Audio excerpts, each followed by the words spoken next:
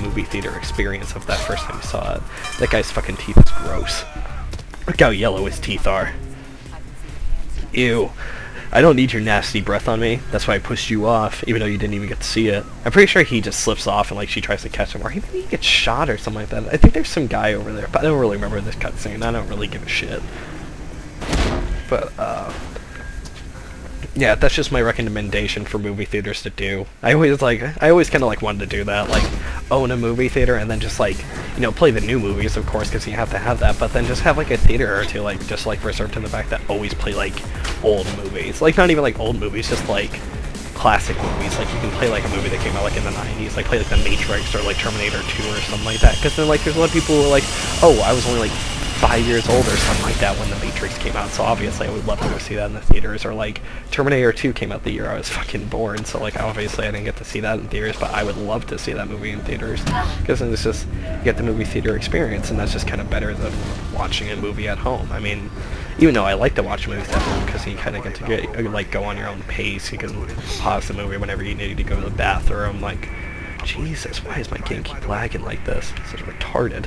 But you go to the bathroom whenever you want. You can just go, you can like go get drinks, pause the movie, you can take a break if you want to, or like, well, maybe I'll just go finish it later, but it's still not the same as watching in the movie theater. Just not the fucking same. I don't know. I really like, I want to play some Skate. I don't know really why I want to play Skate right now. It's just like, I always kind of feel like to be in the mood to play Skate, but I really want to play Skate 3, and I don't have the fucking game right now because I let my friend borrow it. And like, I don't even know how long I let him borrow it for. I feel like it's only been like a week, and I always feel like a dick when like you let someone borrow a game, because like the second you let someone borrow a game, it's always like right when you want to play it, or like your friends start playing it, so you're like, shit, I wish I could play with them online. And I don't know how long it's been, but god damn it, I want to play Skate 3 right now. Jesus, I don't know what the hell's with this right now. It's probably because I'm like downloading shit, or anyway, fucking, maybe other people in my household are on the interwebs. Sometimes just like I'm on the internet and shit like that, just shit slows down my PC in general, which kind of is fucked up. I don't even understand why fraps would slow down. Dude, I'm getting shot up so much right now. I don't know if I'm gonna make it. Ah, damn it! I did not mean for that to happen. That is so fucked up, getting hit by a train. Sorry, Faith. Didn't need that one to happen. Hope your head's okay. I like how every single character in a video game has the power to travel back in time before they got hit by stuff. And get shot by multiple bullets and just walk it off. Oh, that wouldn't be a bad power to just like get shot multiple times and then just walk it off. Oh yeah, check out those skills. Shit, shit, shit, shit, shit. Okay, I'm good.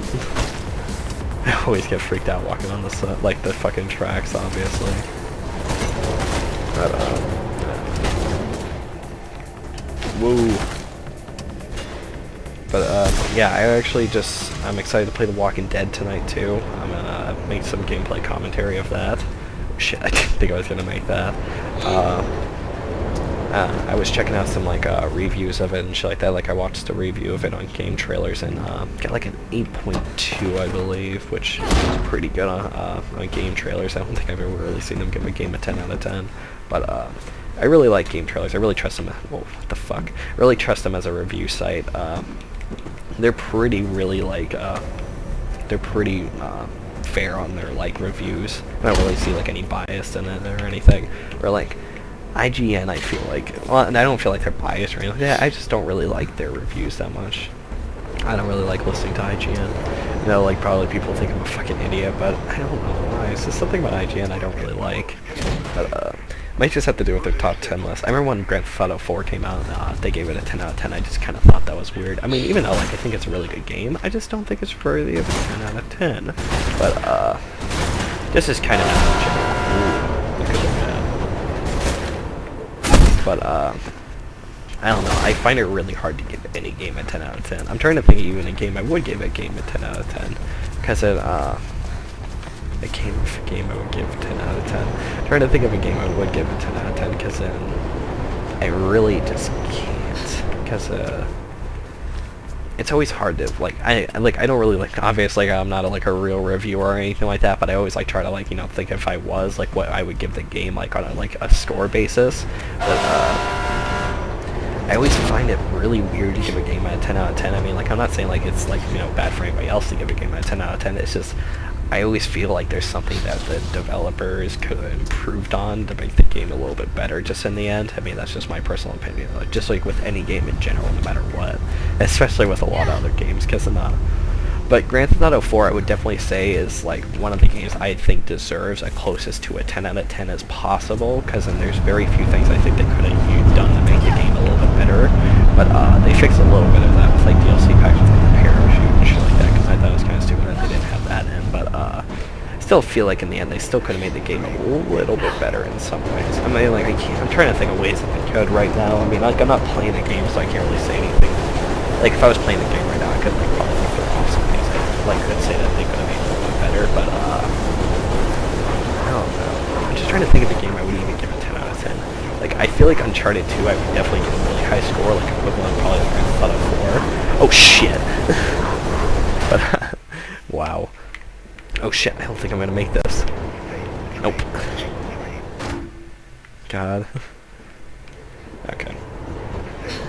What the hell? Why can't I get on this train? Okay, I'm good now. But, I still don't even feel like Uncharted 2 deserves it, because there's still just shit that they could improve on. I mean, even though Uncharted 2 is a great fucking game, probably my favorite game right now. Well, probably my personal favorite game right now, that has ever came out is probably Uncharted 2. Just in general, just because I think God, the game is so much fucking fun. The online is just great. Yeah, it's a little cheap sometimes, but and a little stupid, how much fucking gunfire it takes to kill somebody. But it's still just such a fun game, and the single player is just retardedly fun. And just overall, just fucking really well made game. Though, what did you expect from Naughty Dog? I mean, I was a big fan from Jack and Daxter when I was younger. I just actually got the Jack and Daxter HD collection. I started playing through Precursor Legacy. I 100%ed the game in a week or something like that. Really fucking fast. But I started playing through Jack 2, and I don't know, I ended up just stopping in the middle of it, which kind of bothered me. I stopped because something came out. Fuck it, I'm just gonna play chapter 5 too. But what came out that I freaking... Resident Evil, that came out. Resident Evil Orc came out. Operation Raccoon City. That's why I like to call it Orc. Damn it. Woo, that was a close one. But yeah, that game was kinda... yeah, I don't know. It's fun if you play with your friends, but if you're playing by yourself, you might as well not even fucking play that game.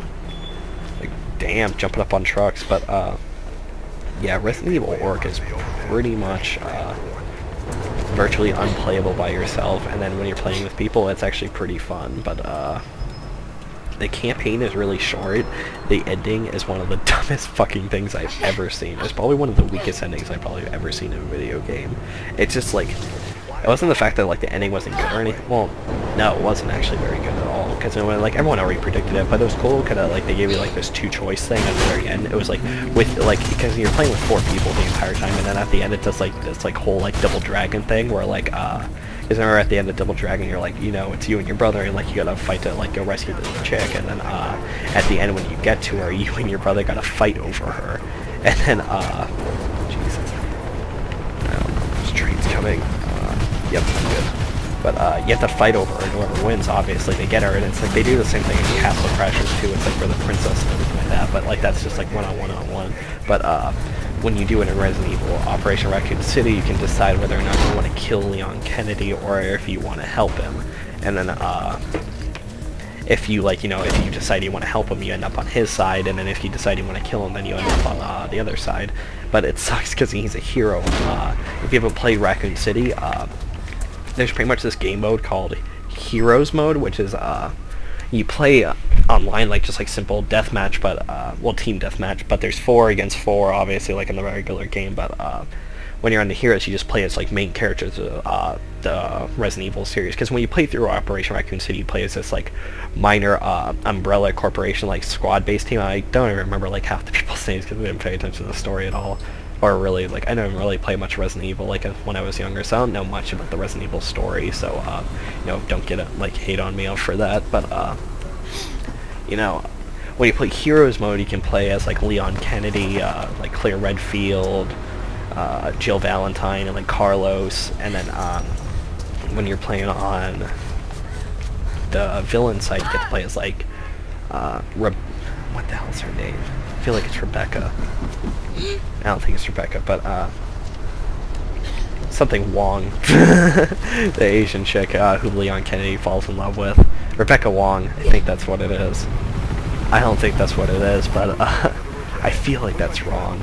But I'm gonna say it's Rebecca Wong, but I know it's Wong something. But well, something Wong. But yep, not constructed here. There we go. But I always fucking hate this part. But then you can play as like a bunch of other people. Like you fight in the story and just like some stupid people. It's kind of shitty to play as like the villains because like there's not really like any good characters. But it's cool because like you like it's a pretty interesting game mode because once you die you come back as like a normal just like soldier, so you have like way less health, don't do like like way less damage to the heroes and shit. So like the entire game you're just kind of trying to stay back and like